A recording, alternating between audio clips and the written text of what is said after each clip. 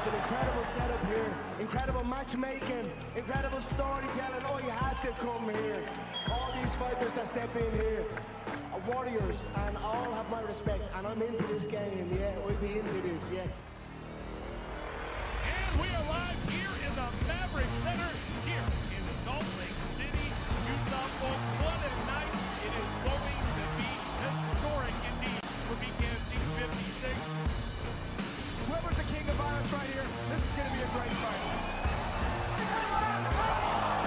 Early on the target. Right hand from my Perry, double champion. Who's the king of violence? I am! Combat fighting in its purest form, bare knuckle fighting in the city of angels. 80 seconds remaining. We've got the biggest announcement in the BKFC history we're about to make, so let's make that announcement. What's up, Knucklemania? The notorious Conor McGregor here. Ladies and gentlemen, the huge announcement that I have for you today. Conor McGregor, myself, and McGregor Sports and Entertainment is now an owner of Bare Knuckle Fighting Championship. Welcome to the big leagues. David Feldman, baby, we did it. He's now an owner of BKFC with us, and we're going to take this motherfucking thing all the way to the top now.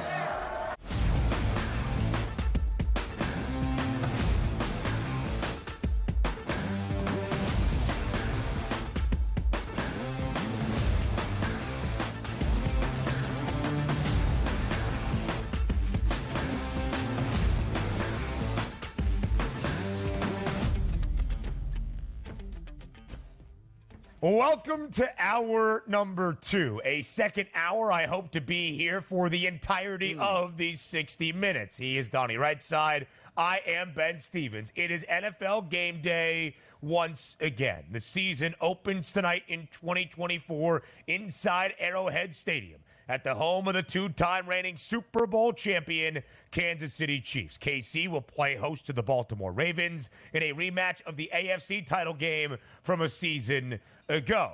And we will get you set continuously for this Thursday night debut. We'll talk some college football entering a huge Week 2 Saturday slate here in this second hour. And Donnie and I will go the season opener and beyond. Our 2024 NFL season pick 6 for the entirety of this opening half hour of our second hour. Still 2 more hours to go. Donnie right side up until 11 a.m. Eastern. Feels like we went through 3 hours already this morning here. Still waiting on this football game tonight to have happen at this point. Yes, and by the way, shout out, like, if this happens again, Ben, let's just say you freeze up at this time. Like, don't be disappointed if I freeze up right behind you. Like, the unprofessional thing to do, since you have a home studio, is you can kick wires and cords out anytime you want and be like, I don't know what happened. Now, DRS would never do that because the people need a show to continue at this point. But if there's a point here in hour number 2 where BWS goes out and I go out at the same time, look, don't blame your boy here. Blame the technology at this point. But I'm not saying I'm doing that. The show must go on, and I'm ready to do it here. So how about that?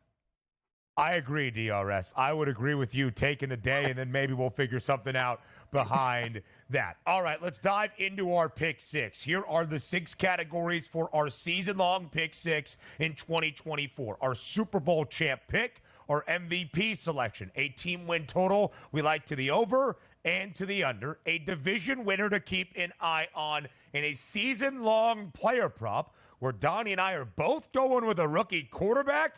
We'll talk about that in just a moment. Let's start with the team that will hoist the Lombardi Trophy under the night sky in the Big Easy. Super Bowl 59 in New Orleans in the middle of February. Donnie, who's winning the Super Bowl in 2024?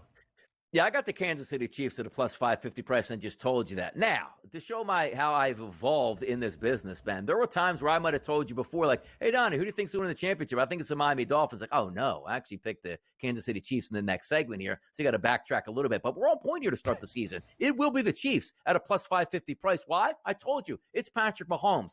Understand this. We can't enter into the season and say to ourselves, Ben, well, if this guy gets hurt, I can't win a championship. That's not how it's done. Injuries are going to happen. You just hope they're not catastrophic. And if Patrick Mahomes plays in all 17 games over this 18-game schedule and into the playoffs, why not? They've done it twice in the past, and I understand if you are a trend better out there, and that's all you stick to. Donnie, it's been a lot of Super Bowls out there. Nobody's ever won 3 in a row, so you can't bet into 3 in a row. Stop the madness here. Each and every season is on its own individualistic look here, right? So if I think Kansas City's the best to start the season, I can't say nobody's ever won 3, so why are you betting it here? Well, nobody's ever had Patrick Mahomes for 3 straight Super Bowl runs like the Kansas City Chiefs are about to have it here. You could see Kelsey slow down. You could see that defense give up chunk plays. You could see the Kansas City Chiefs, like they did last year, Ben, midway through the season, struggling just a bit, saying, ooh, maybe they're not the Chiefs of old. But starting this season, at home, ring ceremony, and also, sometimes you might say, like, I just won a Super Bowl. Oh, my career is complete. I don't have to win another one. I think the Chiefs are extra invigorated entering into the season, knowing they can do something that nobody has ever done in the history of this sport during the times of the Super Bowl, and that's win 3 in a row. That's good enough for me. I think the Chiefs have the best quarterback and the best head coach, and they should be able to win a 3rd straight Super Bowl. I'll go chalk. I don't care. It's the Chiefs for me. Again, nobody has ever won 3 consecutive Lombardi trophies in the history of the National Football League. 8 teams have won 2 straight Super Bowl championships. All 8 of those teams have all failed to reach even a 3rd consecutive Super Bowl. We have seen 3 franchises play in 3 straight Super Bowls, but not necessarily with a chance to repeat for a 3rd consecutive season in that 3rd try. In fact, of the 8 teams to win 2 consecutive and hoping to three-peat, 3 have missed out on the playoffs. The team that had the best chance, at least the most recent team, and hoping for 3, the Patriots back in the mid-2000s. They got bumped in the divisional round in their 3rd season looking for that Super Bowl championship. I hope you do not think, my friend, that I am putting the kibosh on your Philadelphia Eagles because they are my pick to win a Super Bowl championship in 2024. A 13-1 number on Philly. I remain pretty optimistic on the Birds entering this season. When you look back at 2022, they played for a Super Bowl, had a lead late over Kansas City. I thought they would be back.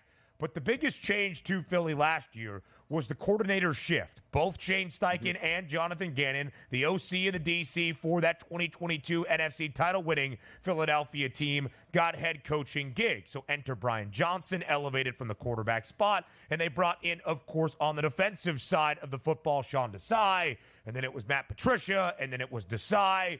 It was a disaster for the Birds. Nick Sirianni is not one to be actively involved in the game plan. That's fine. He's a CEO-type head coach. So you got to trust the people who are coordinating the schemes. I do. Kellen Moore, the new offensive coordinator in Philadelphia, I believe provides a resurgence for this Eagles offense with so many pieces to love for Philly. On the defensive side of the football, I don't think there's a better mind still doing it than Vic Fangio. I think Philly is going to be back. And where they struggled last year, Donnie, in the secondary, defending the pass. Quinyon Mitchell, Cooper DeJean, welcome in to bolster up that Birds secondary. I believe in Philadelphia getting back to an NFC title game, winning said NFC championship, likely over the Niners, because I don't think San Francisco falters much this season. But then Philadelphia will play in New Orleans in Super Bowl 59. I think the Eagles win a Super Bowl championship this season.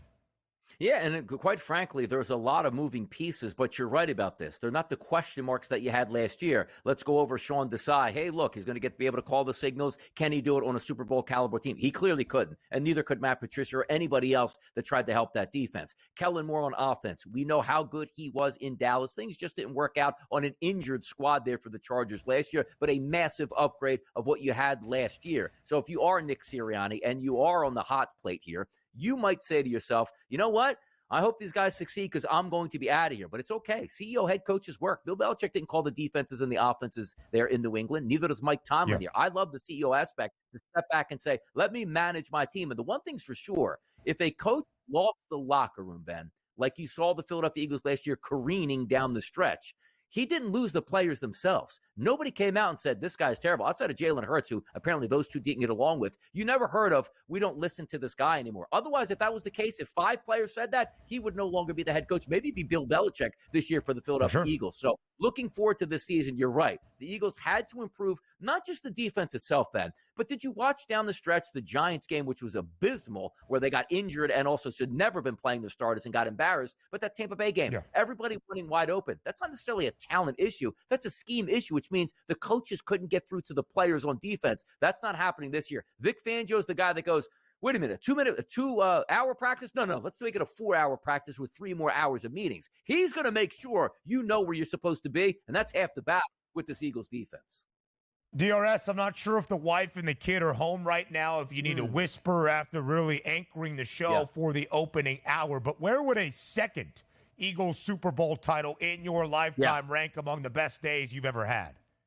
It would be. I'll tell you this. Watching that Kansas, no one already had one like in the back pocket here. Watching that game at the half, what was it? Rihanna performing, like, this is great. The Eagles are up double digits, going to get another secondary trophy here. But how exciting would that have been? Yes, very exciting, but it's never going to be like your first. But getting a second, just to say like, oh, it wasn't a fluke season would be nice. But I got to tell you, told the wife the other day, like, I don't care, and this is honest, I don't care if the Eagles ever win another Super Bowl. Like, my life is complete. Like, I have everything I want in life here. So I'm living right now as good as you could possibly live, man. As good as you possibly can live. I guess that's sweet and romantic. Wasn't sure where that was going to go. More of the Pick Six for 2024 next.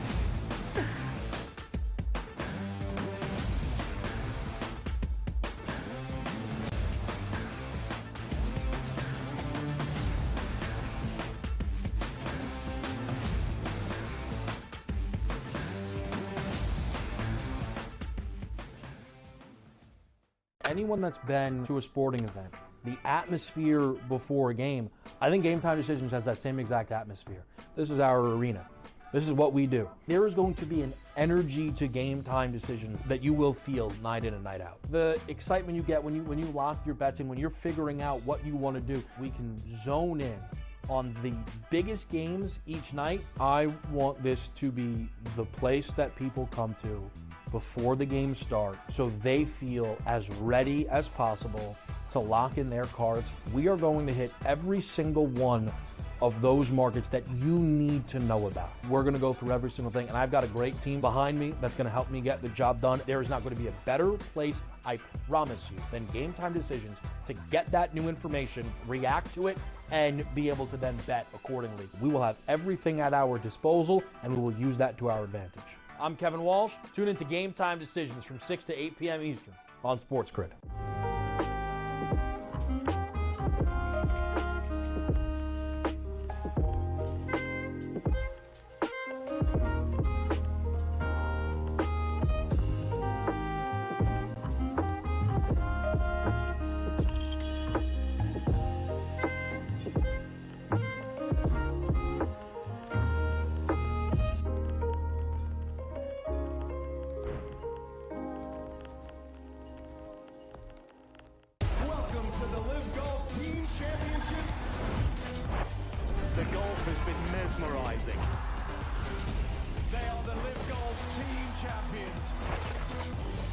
Team Golf is back. Oh, yes! Are you ready? Let's go!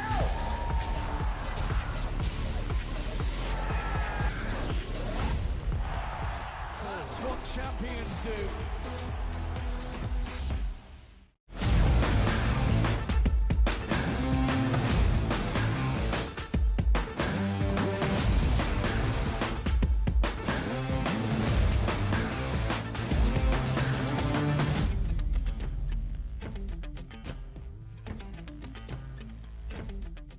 It's the opening day of the 2024 National Football League season. We continue our Pick Six here on the early line to get you set for the entirety of the 2024 campaign. We both gave you our Super Bowl winners. Donnie is trusting the Chiefs to be the first team in NFL history to make history, win 3 consecutive Lombardi trophies. I look at Donnie's Birds and think the Eagles get back on top of the NFL because mainly of the coordinator change in Philadelphia. Now we will fire through the rest of our Pick Six. Let's start with our MVP winner in 2024. Donnie, for you, who's the guy?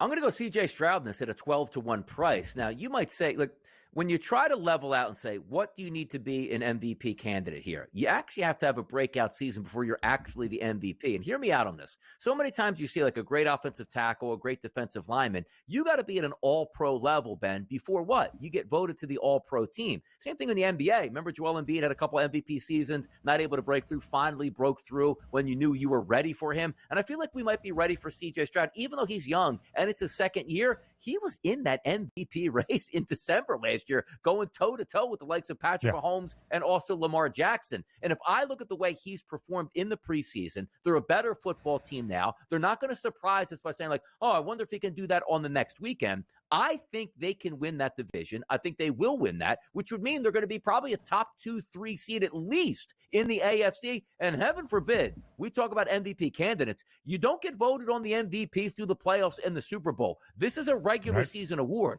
What happens if we find ourselves, is it so far-fetched that the Houston Texans have a 12-win season and can vie for that top overall seed? We're ready for C.J. Stroud to be great. We're expecting him to be great. This is a better football team. That young wide receiving core, another year better. Stephon Diggs with a chip on his shoulder coming over from the Buffalo Bills. I like everything I've seen out of the Houston Texans in the offseason from a free agent perspective and a preparation level that I do believe. I'm not just buying the hype and saying, oh, let me just throw a dart out here when it's easy to take, Patrick Mahomes. I told you the Kansas City Chiefs win it. Isn't it hand in hand? I wanted a better price on a guy that says, you know what?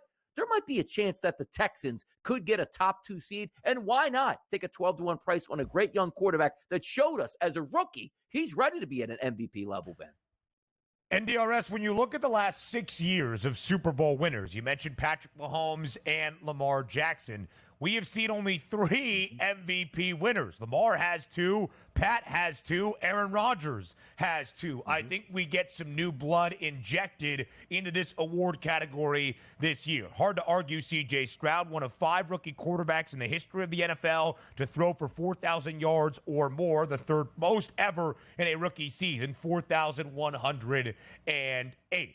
I'm looking at Joe Burrow, entering year number 5 in hopefully a fully healthy season. Donnie, in our Super Bowl predictions, if we would have asked for the Super Bowl matchup in NOLA, it would have been the Eagles over the Bengals for me. I am optimistic about Cincinnati this season, despite the offseason wide receiver drama, because it is Joe Burrow. In his 2 fully healthy seasons, his second and third years in the National Football League, 2021, 2022, the Bengals won the AFC North. The Bengals played in the AFC title game. And, of course, Cincinnati reached a Super Bowl in Los Angeles 3 seasons ago. In those 2 years, Joe Burrow himself, playing at least 16 games, threw for 4,475 yards or more. He had 34 touchdowns in 2021, 35 TD passes in 2022, 2 years ago, and finished 4th in the MVP voting that season. If Joe Burrow is fully healthy, I believe the Bengals are back to an AFC title game. If that is the case, correlated to quarterback being the reason, Joe Burrow wins an MVP award at 10-1. Exactly. We're not talking about teams here. We're talking about the MVPs here. They're going to be leaning on their defense. The quarterback is going to have to steal the show, which means a lot of yards, a lot of touchdown passes, and a lot of wins here. And I've said this multiple times, Ben, this offseason. I'm not high on the Bengals. Do you know how to get me back in the fold? Give Jamar Chase a record-breaking contract today or tomorrow. I want to bet them. I want to buy in on the Cincinnati Bengals. I love Joe Burrow as a quarterback. Those 2 wide receivers, T. Higgins, granted, I have no idea how T. Higgins is happy, but apparently he is happy. And you know what else would make them happy? Jamar Chase getting a big contract. So then you would have the triplets, as we like to say, back in there doing a lot of damage, and I want to believe them. But until I see it, but I have to understand this too. If Joe Burrow is going to win an MVP, Jamar Chase has to be there and all in. Not saying, you know what, I'm going to show up week 1 without a contract, playing on $1 million base contract where at any time, nicks, bumps, bruises, he's going to skip meetings, he's not going to be there. Get him invested so Joe Burrow can be the best that he can be. Are they a better team with Jamar Chase on the sideline unhappy? No. He's one of the best wide receivers in football to go along with a tandem in T. Higgins. I want that to be true, and I do expect a big season from Joe Burrow this year if Jamar Chase is in that building and paid well. For what it is worth, when the ball was struck last year for the opening kickoff of 2023 in Arrowhead, it's when Joe Burrow got his record-setting quarterback extension as well. All right, DRS, your favorite over of a win total and your favorite under. Oh, what a lightning rod here. We'll keep it quick, too. The New York Jets over 9.5. The team is way too talented, Ben, to win under double-digit games. I understand, again, it's the NFL. People get injured. Well, Donnie, you can't say, well, look, Aaron Rodgers got injured a couple plays into the season last year and wrecked that entire year. But keep in mind, if they just had a quarterback that could play average football, top 20 quarterbacking out of 32 teams, they would have made the playoffs. They got like 32 out of 32 quarterbacking last year. That's my premises. I don't think the division is as strong because the Buffalo Bills, I don't think, are as strong as they were the past 2 to 3 years. Can the Bills win the division? Maybe they can, but I'm focused on the Jets. There's no way Aaron Rodgers is healthy this season with that lights-out defense and added incentive. Breece Hall's back healthy this year. You take a look at Garrett Wilson on the one side. He's ready to take the next step. You get Mike Williams from the Chargers, who looks like he's going to be activated for game number 1. This team is too talented, Ben, to not win 10 games. So my win total, I'm going over with the Jets. Lightning rod team, they better be a 10 win. 10-7? Come on now. That should be easy. They have not won double-digit games in New York since the 2015 NFL season nearly a decade ago. Quickly here, your Colts under. How come? Anthony Richardson, I just don't trust him yet. You got to show me that you're going to be around 500 with that quarterback there and staying healthy for the season. Couldn't do it last year. Rescued by Gardner Minshew. No Gardner Minshew this year, Ben. So I need to see it out of him, and I don't know if we get it. I'm going under. It's truly his de facto debut in rookie season. Only 4 games last year, only 2 complete. More of the Pick Six next.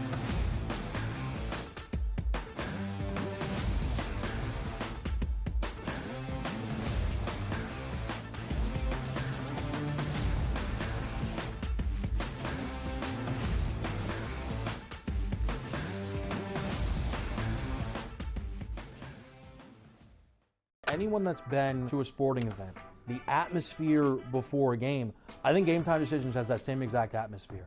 This is our arena.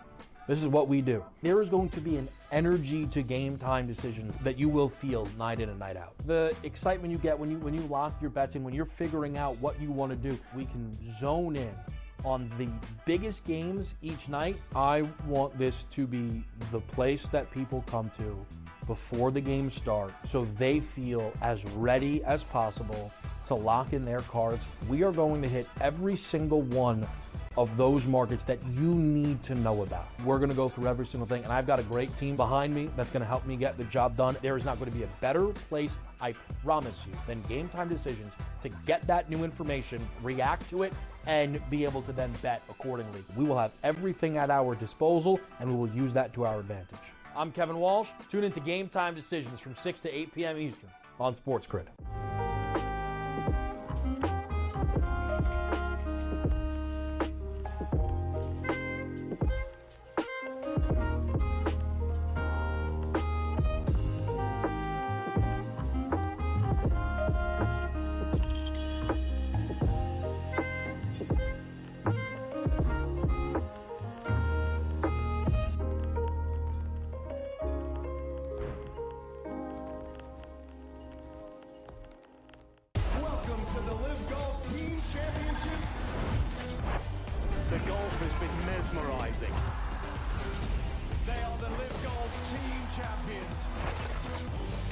Team golf is back. Oh, yes! Are you ready? Let's go!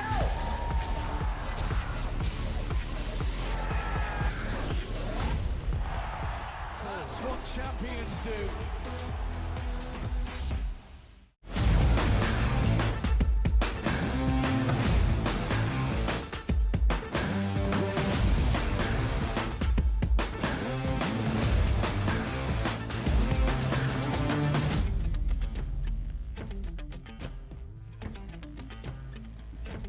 Let's finish out this 2024 NFL season Pick Six. My favorite win totals at this moment. I'm going to the bottom of the barrel. We go over 5.5 wins for the Carolina Panthers. The over is gaining juice at minus 134. Donnie, it is tough to trust a team that saw Bryce Young underperform in his rookie campaign, be booked as an underdog all 17 tries, and only cover 4 times, 4-11-2 against the spread, let alone 2 outright victories. This year, things change. I was optimistic about the Panthers entering Bryce's rookie season because of the pieces in place in Carolina. The offensive line got better. I believe there are some offensive pieces there. Miles Sanders, Chuba Hubbard, whatever way you want to do it. I love the addition of Xavier Leggett, who is there as the wide receiver spot as well, with the best accent in all of the National Football League. Defense will be okay. The 11th easiest schedule for Carolina. Do not think they're a playoff team. Don't even think they get to 7 wins. But over 5.5,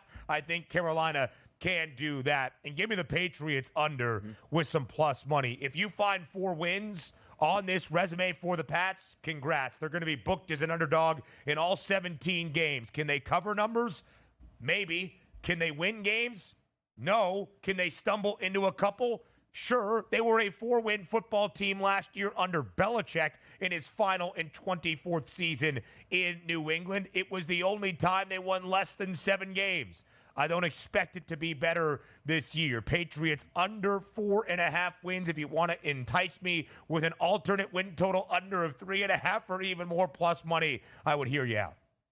By the way, on the Patriots, I don't think anybody thinks they're going to win week number 1, but it just seems like the game flow, Ben, is going to determine game number 1 if you're going to get those 4.5 wins, even in a loss. Right. Like if it's 27-3, like many people probably anticipated being in that game, which is crazy. Like on opening day, anything typically is supposed to happen. It's like there's no way they're winning 5 games. But maybe if they can hang around like 27-21, it's like, oh, maybe they can steal a few games. I can't wait to watch that just to see, because when we talk about that 35-3 efforts, you're like, oh my goodness, this might be one of the historically bad teams we see on offense, when it not necessarily should be that way. Now, granted, I like where you're going on the Panthers. You get Deontay Johnson out of Pittsburgh. You still got Adam Thielen there as a very good third down option. You add some other young weapons and a quarterback coach that's your head coach now that goes, hey, look, I got a turmoil kid last year. Did you see the contract he signed the year we had? We won the division, and we also went to the playoffs. I can do the same things for you. We're not calling for the Panthers to win the championship or the division. You're just calling for them to be competent. If they are,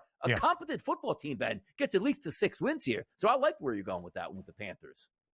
11th easiest schedule for Carolina. Yeah. They play in the NFC South. I believe that is a benefit. The second most difficult schedule for New England, a detriment. Your division winner, DRS. You're optimistic about the New York Jets. Will it be the first divisional crown for Gang Green since 2002? It's an awesome division. You remove the New England Patriots. You have 3 teams jockeying for position up top. And also, let's keep in mind, the Buffalo Bills were the darlings of the past 2 years and also the darlings of the preseason here. And so they were the favorites at the FanDuel Sportsbook to actually win that division. Now, it looks like it's going to be the Jets. And I find myself as well agreeing with the FanDuel Sportsbook and buying into the Jets. So it is correlated. If I think the Jets are going to get to 10 wins, they better be in the running to at least win that division at that plus 160 price. I think pound for pound, they're the most talented team on the roster in that division, and I'll take them. First divisional title since 2002. It would also clinch New York's first playoff berth since 2010, a 13-season playoff drought for the New York Jets, the longest in the major men's professional sports leagues in America. I'm going to the AFC South. It's a team I bet right away when the market opened up, when there was only 5 cents of difference between the Texans and the Jags. Houston had a great offseason. They are now a short favorite to win the AFC South, but I stick to my guns. Jacksonville was really good defensively a season ago, 12th best scoring defense in the league. I reference that because Trevor Lawrence is going to be healthy and better.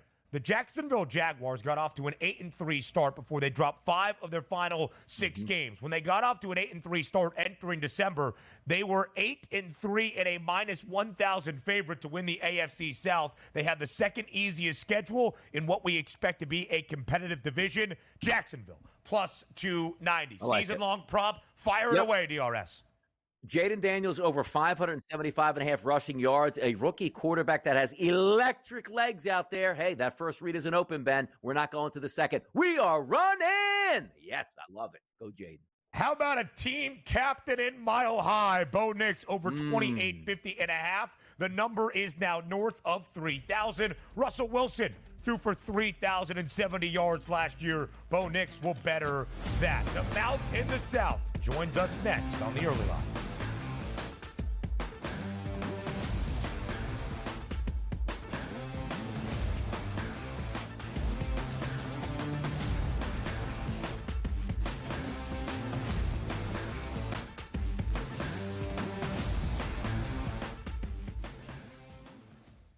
Anyone that's been to a sporting event, the atmosphere before a game, I think Game Time Decisions has that same exact atmosphere. This is our arena.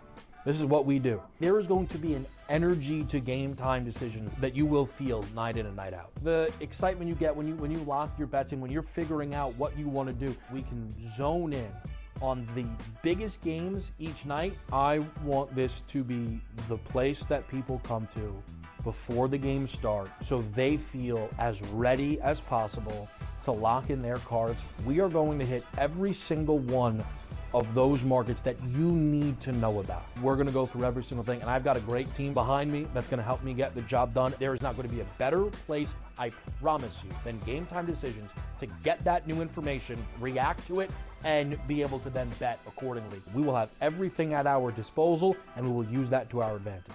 I'm Kevin Walsh. Tune into Game Time Decisions from 6 to 8 p.m. Eastern on SportsGrid.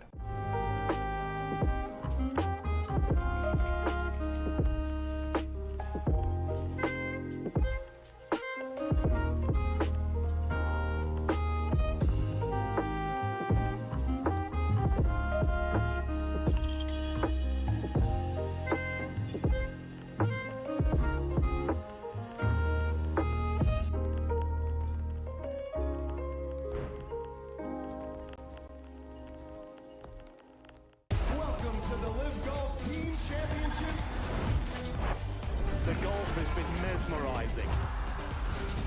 They are the Live Golf Team Champions. Team golf is back. Oh, yes! Are you ready? Let's go!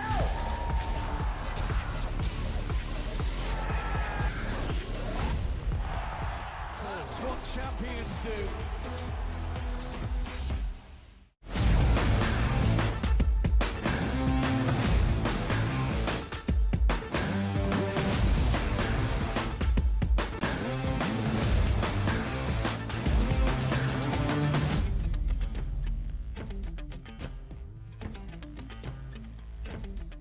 Yes, it is game day in the National Football League once again. Week number 1 of the 2024 NFL season debuts tonight in Kansas City.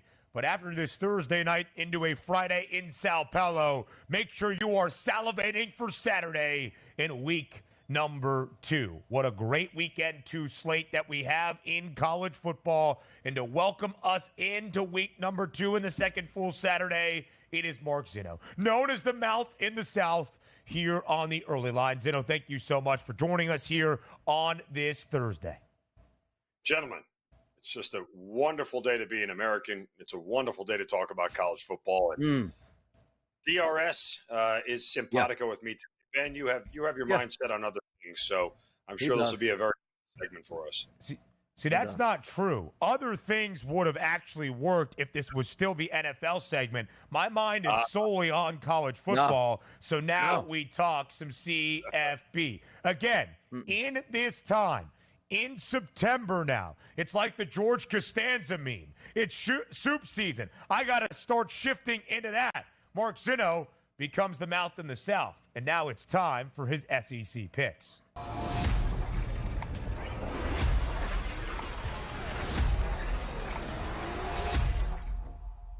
Now, you might look across the Saturday slate in week number 2 and say to yourself, there's only 2 ranked versus ranked matchups. Is it really that monumental of a weekend? A lot of good games and then a couple of great games. In both of those ranked games feature an SEC program. We start with by far the game of the week in Ann Arbor, a top 10 tilt between Texas and Michigan. Zinno, let's start with the line movement that we have seen for this matchup inside the Big House on Saturday afternoon. When the line came out earlier this summer, it was the Longhorns already booked as a 3.5-point favorite against the reigning national title winners. That caught some people by surprise. Michigan at home the last few years has been darn good. Now, after week number 1, Texas shuts out Colorado State. Michigan a little bit leaky against Fresno State in the Big House. The line is north of a touchdown. Has it worked too far in favor of Texas?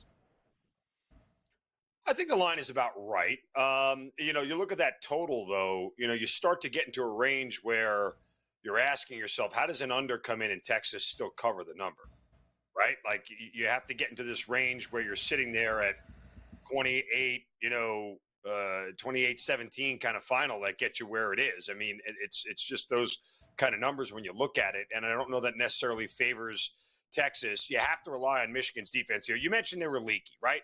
Like if you hit the rewind button and go back to Michigan at the beginning of last year, it didn't really look impressive in a lot of games, especially in the first half. They pulled away late, but they played a lot of close games in the first half. So if you're feeling frisky and would like to take the Wolverines here, who no doubt have a little bit of a chip on their shoulder, given the fact that the defending national champions are being disrespected as a 7.5-point home underdog to the Texas Longhorns. I look at the game script and I go, well, look, if Texas isn't in this game early, guess what? If Michigan isn't in this game early, I don't think they have the offense to play catch up against Texas, right? So this is a first half under. This is Michigan plus the points in the first half if you want to play it. You get the feeling that Texas could pull away late. If it's Texas up by a field goal at half, they just may overwhelm Michigan in the latter half of these games. But Michigan, again, has proven in the second half, guys, that they can be a lot stronger defensively than they are in the first. So if this thing goes over, I don't see how Texas doesn't cover. Right? Michigan has to keep this thing low scoring. Yeah.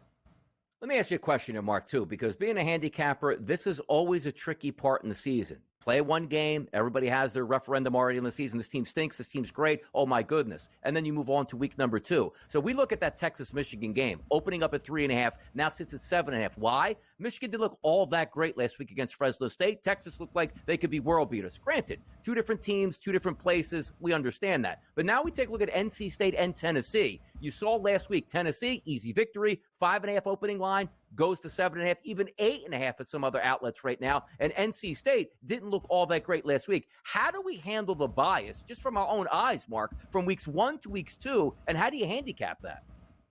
Well, you always look for the overreaction spots, right? I mean, that's one of them right there on Tennessee, given what they did against Chattanooga last week. And NC State, at one point was trailing to Western Carolina. But, let's kind of peel back the layers of that NC State game. Right? You could look probably a little bit of jitters at Grayson McCall. They didn't start out well offensively. They got down in a 14-0 hole. And then what happened? The NC State defense looks like it always looks like, and they only gave up 7 points over the final 3 quarters, and their offense finally started to get clicking. Maybe the jitters for Grayson McCall, now playing in the big boy league of the ACC, all of a sudden have gone away, and that's an important thing for him to be able to be more relaxed offensively in this game. You guys know, I've told you before, I think the world of Dave Dorian's squad this year. I think they're a 10-win team and, could possibly sniff the college football playoff if they get a couple of bounces to go their way from other teams and other conferences. All that said, this is about defense here for NC State. If the Wolfpack can contain Tennessee and not get, boat race like we saw at Chattanooga, which I don't think actually happens here, then NC State's going to have a great chance to be in this game. I wouldn't lay the 7.5. It's NC State or pass for me. Remember, this is technically a neutral site game in Charlotte. The game is not in Raleigh, so you could expect a little bit more of a balanced crowd than what we would see if the game was on NC State's campus. Still, I think you'll see a lot of red in those stands, and it'll be a very heavy Wolfpack favored crowd there. But I like NC State. The Pack really good as an underdog under Dave Doran since 2021. Really, frankly, the entire time he has been in Raleigh since 2013. But 8-7 against the spread in the last 3 college football seasons. 7 outright victories of those 8 covers. Tennessee, a great cover team as a favorite under Josh Heupel, who became the head man in Knoxville in 2021. 20-9 against the spread. 6th best cover percentage as a favorite nationally in the last 3 years. Only the 4th ever meeting between Tennessee and NC State. The first meeting since 1980 between Oklahoma State and Arkansas in Stillwater on Saturday afternoon. The Pokes, a 7.5-point favorite against the Hogs. 62.5 is the total. Zinno, how do you break down the matchup between Oklahoma State and Arkansas? I mean, Oklahoma State seems to be a team that I think is maybe slightly overvalued. I know a lot of people, a lot of sharp people I talk to, very high on Oklahoma State going over their win total, being a team that's in contention this year. And you get a state of transition with Arkansas, what's going on. No more KJ Jefferson. Reed Sanders gone. Like, the offense looks a little bit different.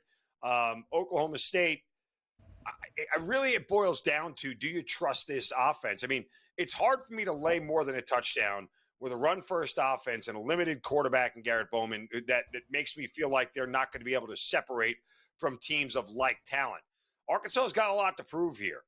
This is a spot here where they can go and sort of upset or at least, give a chance to be in this game against Oklahoma State. So another spot where I don't bet Oklahoma State. It's Arkansas a pass, but I'm afraid that Arkansas might be becoming a little bit too trendy of a dog here for a lot of people in this spot, that it's starting to feel like when everybody jumps on that one dog in college football, you all run away, and the sharp square dog is now the sharp square dog, so to speak. So I like Arkansas. I just don't know if they can win this thing in the trenches. The Razorbacks shut out Arkansas Pine Bluff, an FCS foe, to start last week on that Thursday night, 70-0. Taylon Green, the Boise State transfer quarterback, 2 throwing touchdowns, 2 rushing scores. Jaquindon Jackson, the Utah transfer, in the backfield, 2 scores as well. Oklahoma State, far more impressive against a superior FCS foe, South Dakota State, the 2-time reigning national champs at the FCS level, who entered on a 29-game win streak. The Pokes won 44-20, easily covering as a 12.5-point favorite. A couple more thoughts from Mark Zinno, including our first SEC conference game of this season, and a couple of other college football discussions before we transition into some NFL season leans from the mouth in the South. That's next, live right here on this Thursday on the Early Line on SportsGrid.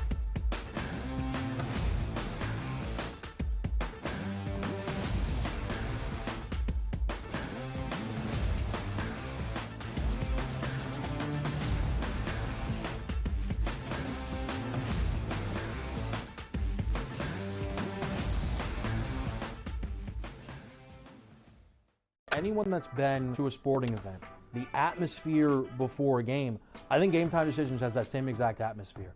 This is our arena.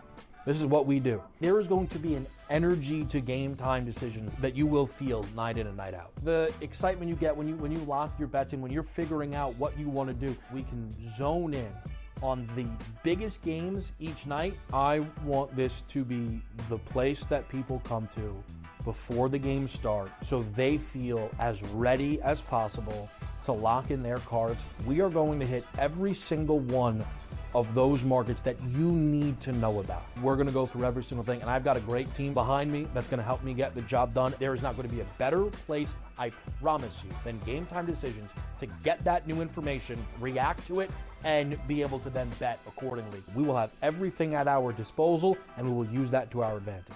I'm Kevin Walsh. Tune into Game Time Decisions from 6 to 8 p.m. Eastern on SportsGrid.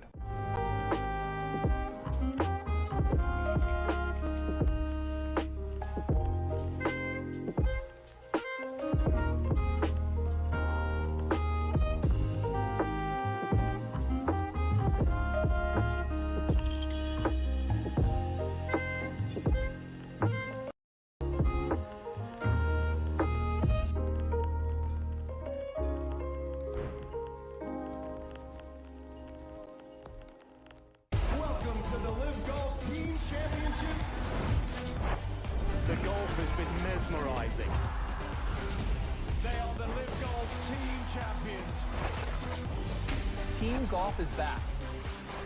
Oh, yes! Are you ready? Let's go!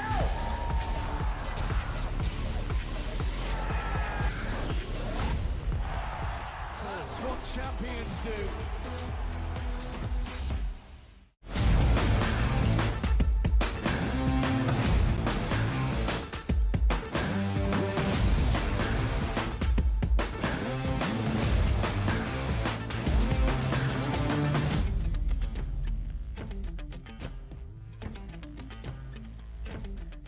An SEC opener on Saturday as well. We'll get some NFL thoughts from the mouth in the South, but not before we hit every game in college football that Mark Zinno would like to discuss. Kentucky in Lexington, double-digit favorite against South Carolina, over under 42.5. This is the first conference game in the realigned Southeastern Conference in 2024. Zinno, how does it play out in Lexington?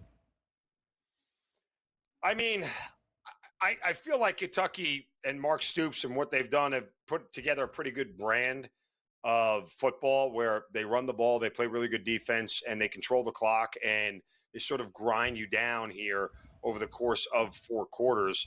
But again, for an offense like that to lay 10 points to me feels a little bit rich. What do we know about USC's offense with Lenora Sellers at quarterback and what they're capable of? I don't really know that we got an answer to that against ODU, because if it was an answer, it wasn't certainly a redeeming one, as they only won 23-19. But the aforementioned Raheem Sanders now in the backfield for the Gamecocks, and that's a guy that you want to trust. I got to look to the total here and just kind of take the first half under, in the idea that these two teams will play slow, they'll run the ball, they'll be willing to punt it away, and look at this and go, you know what, the offenses will figure it out in the second half. But with a total this low, again, of 42, it tells you that you're not going to see a whole lot of throwing, and what you're going to see is a whole lot of running, and it's going to be very slow at the outset. Because if they ain't going under early, they probably ain't going under late. How about that? And also, I know, Mark, a little bit California Auburn action here. High line, 9.5 to 13.5. Do you have any quick synopsis on that game for you, Mark, this weekend on the Plains? I keep trying to get people to talk me off of Auburn here. Like, Cal hasn't won a road game against an SEC team since 2015, right? They just don't have a great offense. They're very run heavy. You know, the hard part is, do you trust Peyton Thorne at quarterback? And I genuinely don't, but I do trust Hugh Freeze in his second year calling plays and his ability to want to kind of score a ton and play a little bit faster than what they're used to. So, you know, Cal beginning the first of their many long trips to the East Coast, which as we get to later in the year, guys, we'll try to fade Cal in these spots as they keep having to come back east. But I really feel like Auburn minus 13 is the right side. I just, really got to get something to push me over the edge. The Tigers won last week against Alabama A&M 73-3, easily covering as a 48.5-point favorite. Peyton Thorne threw for more than 300 yards and 4 tuds in the opening half. Last year against Cal, though, out in Berkeley, the Tigers did win the game, and Thorne threw the winning touchdown with 6.5 minutes remaining, but less than 100 passing yards. Jaden Ott, one of the best backs in the country, he plays for Cal. Banged up last week in the Bears opener against UC Davis. All right, now to the National Football League. On the season debut day in 2024 for the NFL, Zinno, we get your overall season outlook. Let's start in the AFC, the more competitive of the two conferences, but the story remains the same. Who is going to be able to, if anybody can, knock off Kansas City? The Chiefs have played in the last 6 AFC championship games. They have hosted 5 of the 6. They have reached the Super Bowl, winning a conference title in 4 of those 6 seasons with Patrick Mahomes as the starting quarterback. What is your outlook for the AFC entering 2024? Well, when you look at the big picture odds for the AFC Championship, it's hard for me. On one hand, it's hard for me to choose a team from the AFC North because I feel like they could cannibalize each other and beat each other up. On the flip side of that, the team that does come out of that division and wins it, guess what? They're probably more battle-tested than any other division winner in all the NFL, right? Because of just the level of competition they're going to face for half their season or a third of their season in the division alone. So from that standpoint, between the Ravens and Browns, I think guys, I think the Bengals are overrated. I think they're going to miss the playoffs, to be honest with you. I think I've told you that before. Not hot the Bengals at all. I think this thing falls apart pretty quickly. So they could finish in last in their division. They might have the worst roster 4 through 53 of any team in their division. After you get past Burrow, Chase, and Hendrickson, everybody else is kind of just blah, very blah. So when 3 guys aren't really good enough to win a division title. I digress. I think the Texans are probably a little bit overvalued and overrated. They'll come back to the pack a little bit after surprising teams last year. But again, I look at a team like Cleveland that has defense, that has a running game. If Deshaun Watson can be something serviceable, I think they're viable. I won't ever count out the Buffalo Bills, and Josh Allen might be a little bit of addition by subtraction there with the Bills, a very favorable price at plus 900 for them to win the whole thing. And of course, the New York Jets seem boom or bust, right? This either all goes really well and they're dancing into the playoffs, or this thing is an absolute train wreck, dumpster fire abortion that nobody's going to want to watch. By the way, like Cincinnati Bengals, I've been so down in the preseason here all the way through, starting to change my tide. That little rant right there got me with my hater hat right back on. Let's hate on the Bengals this year, Mark. We can do that every time you appear on the show. We'll have a haterade party here on the Bengals. But let's flip it over here to the NFC. 5 teams under 10-1. They win the NFC Championship at the FanDuel Sportsbook. Cowboys 9-1, Packers 9-1, Eagles 6-1, Lions 5-1, and the favorites here, the 49ers, at a plus 260 price. What gives here in the NFC for you, Mark? I mean, look, if the Lions are going to take a step, now's the year to do it. They've got to prove they can win on the road, which makes it very hard for me to back them to win the whole thing because if they don't have home field advantage, guess what? They may be dead. I think the Falcons' odds as they rise are a legitimate reason of the fact that if the Cowboys or Eagles falter, they could be the 3 seed. I mean, that shouldn't surprise anybody. That Bears line is absolutely laughable and a joke. I wouldn't bet that with either one of your guys, period. I mean, there's just – for a guy who's never thrown a pass in the NFL, there's just way too much love for the Chicago Bears for me to stomach. Now, you guys know my thoughts on Jordan Love and the Green Bay Packers. I think he was highly overpaid, and I think it was a terrible decision by the Packers to pay him off of 8 games. Doesn't mean he won't be good. I do know the last time I saw a quarterback play 8 good games and win a playoff game, the next year he stunk, and his name was Trevor Lawrence. So I'm not ready to sit there and crown Jordan Love. That said, I think the Eagles, as long as coaching stuff dies down and Jalen Hurts is kept appeased and he's getting along with Sirianni, is probably where I'd put my money at this point in time. Mark Zinno's Super Bowl 59 prediction on the other side of the break and some best bets for the season opener tonight in Arrowhead between the Chiefs and the Ravens. Mark Zinno does it all on this Thursday, the opening game day of the year in the NFL. Next.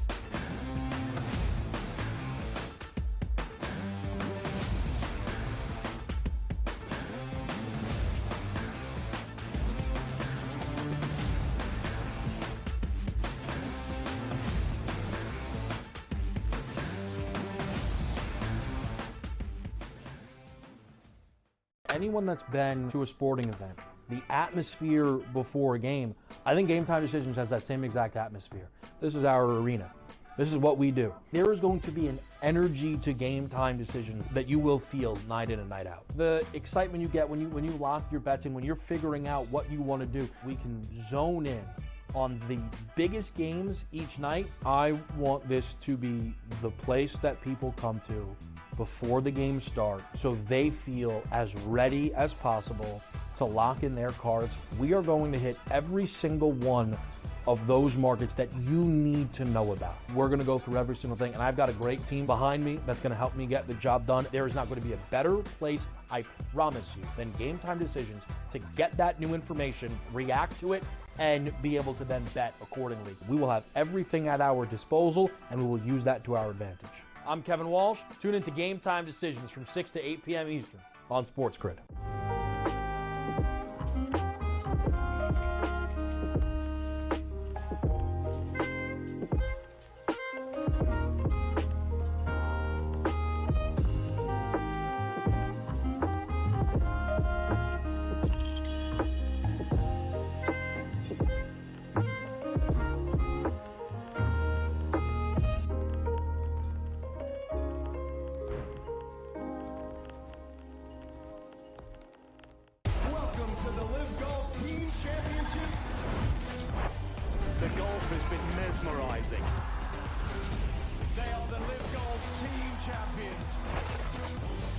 Team golf is back. Oh, yes! Are you ready? Let's go!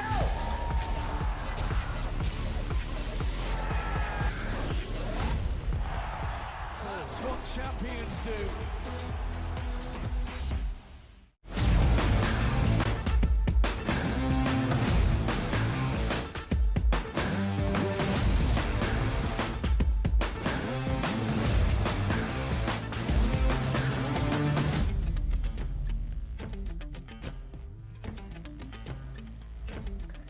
A Super Bowl 59 prediction that I can hardly wait for. Mark Zinno joins us for a third consecutive segment on this opening day of the 2024 NFL season. Zinno, before we dive into the season debut tonight in Kansas City between the Chiefs and the Ravens, your Super Bowl 59 prediction. Who wins the AFC? Who wins the NFC? Who meets up in the Big Easy? And who goes home a Super Bowl champion? Just for pure kicks and giggles, I'm going with the Chris Berman special, 49ers and Bills. And that? Who wins that Lombardi Trophy? I mean, could Kyle Shanahan lose a third? Could the Bills lose a fifth? I mean, one fan base is going to be very happy when it's all said and done. But let's go Buffalo. Josh Allen gets it. Let's squeeze this one in, too, with the MVP awards. I've been called a lot of things in my life, guys, but never MVP. Who's your MVP, Mark, in this year? Ooh. I mean, look, there's a part of me that wants to say Justin Herbert because Jim Harbaugh is there, flying under the radar that we saw coming. But, again, I would tell you, I think that Jalen Hurts, as long as everything works out well, probably has the best opportunity to do it. What he was through the first 10 games last year is not just a microcosm of what he is. You know, I think that's the ceiling that we're starting to see for Jalen Hurts.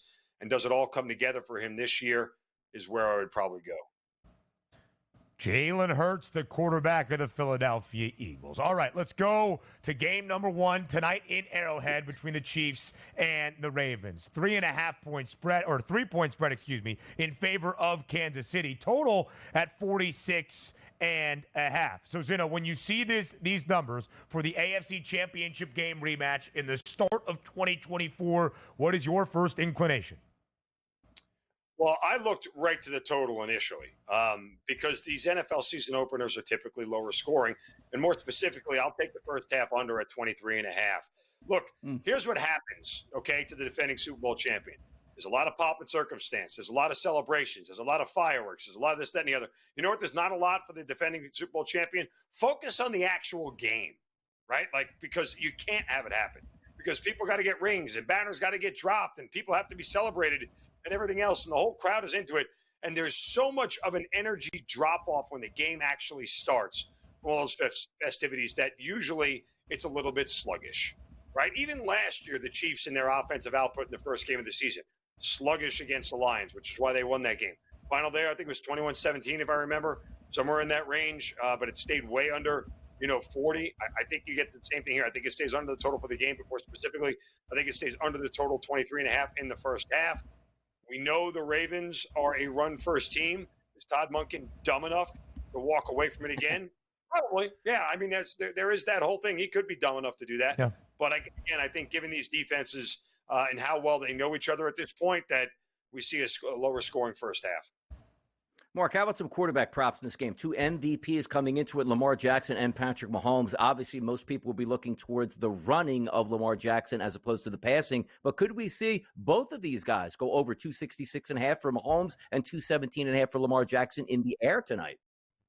I mean, I don't think Mahomes goes over that 266. That much I feel like I would bet the under there. But I would also take Mahomes over rushing yards prop. Ravens get after it up front, guys. I mean, Mahomes is not going to be shy about taking off, especially not, knowing 100% what his receiving core is yet and how much trust he can really have in them in big spots. It wouldn't shock me at all to see him go over that 20.5 rushing yards number. Lamar Jackson and Patrick Mahomes, 2 quarterbacks trying to get their teams back to where they were a season ago. Mark Zinno, you are optimistic on Buffalo, believing the Bills will win a Super Bowl championship and, of course, then an AFC title. Will either of these 2 teams, KC or Baltimore, be playing the Bills in that AFC championship matchup? Well, if history has told us anything, right, that when the San Francisco 49ers tried to win 3 straight Super Bowls, they lost to the Giants in the NFC championship game. And when the Patriots tried to win 3 straight, didn't they lose to the Colts, if I remember correctly, in the AFC championship game? Is that about right? Sound about right? Divisional round. Yes, close enough. Yes. So, look, it's hard to not bet the Chiefs to be in this thing. So, yeah, I'll say at least one of those 2 will be there. Chiefs should get there because they may have the easiest path. They are the favorites to win the AFC right now with the 10th easiest schedule around the National Football League entering 2024. Mark Zinno, Mouth in the South, whoever you are, we appreciate your time as always on this Thursday. Thanks for being here. Great to be with you, always. Always great to have you. Hour number 3, our third and final on the other side of the break here on TEL.